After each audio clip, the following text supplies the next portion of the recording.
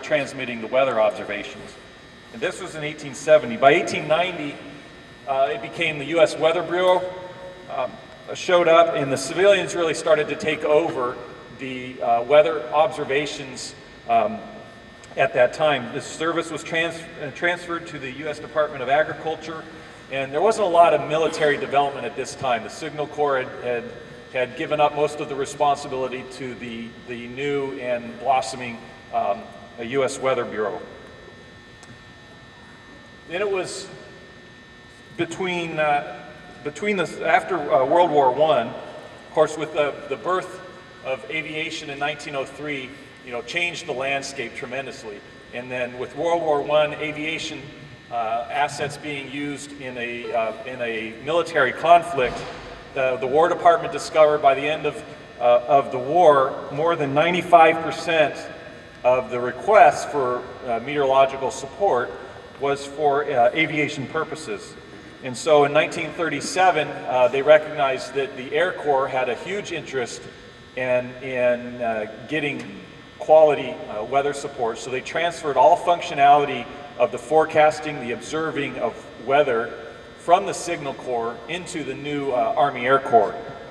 And by the close of the close of World War I and going into World War II, General Hap Arnold, the first commanding general of the new U.S. Army Air Forces, started to reorganize and expand the mission of the Weather Service to not just do aviation support, but also for the Army ground and support forces as well. So the initial cadre of weather forecasters in the military was around 300 individuals, about 280 enlisted, and 22 officers. And they conducted their operations at about 40 different field locations around the country.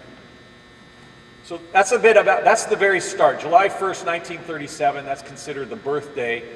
Then it was the Army Air Force's Weather Service, and today we're now known as the Air Force Weather Agency. But we consider that the birthday. And now I didn't want to get you to bore you too much about history, because that's maybe not so exciting. War stories are a lot more fun. So what I did is I kind of went through the pages of this record and just kind of pull out little nuggets of things that kind of communicate the type of missions and effects, and how the importance of weather operations as it relates to the military and those in uniform. So this quote by Sun Tzu, probably you can't be an Air Force or military weather guy and not quote Sun Tzu. He's like probably the most frequently quoted thing that you would see, where he says, "Know the enemy, know yourself, your victory will never be endangered. Know the ground, know the weather, your victory will then be total." So it's not debatable whether or not, to use a phrase, whether or not, that weather impacts military operations. I don't think you can have a discussion about any kind of military event in history and not at some point come to how weather has impacted. I mean, even as far back as you'll recall the Spanish Armada back in the 1588, where they were set to trounce England, and yet they ran into old Mother Nature, and the windstorms and the storms coming off the Atlantic that year did more damage to the Spanish fleet than did the British, and eventually the British were victorious over that. So, and it's no surprise, you hear lots of stories.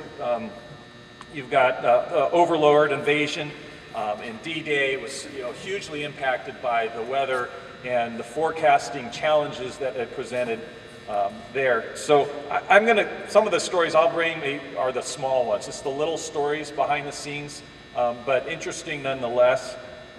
You all know that in Normandy and D-Day, there were weather guys that jumped in with the Airborne Corps behind the lines before the troops actually hit the beaches. There were weather guys on the ground gathering weather intelligence for the operations. There were weather guys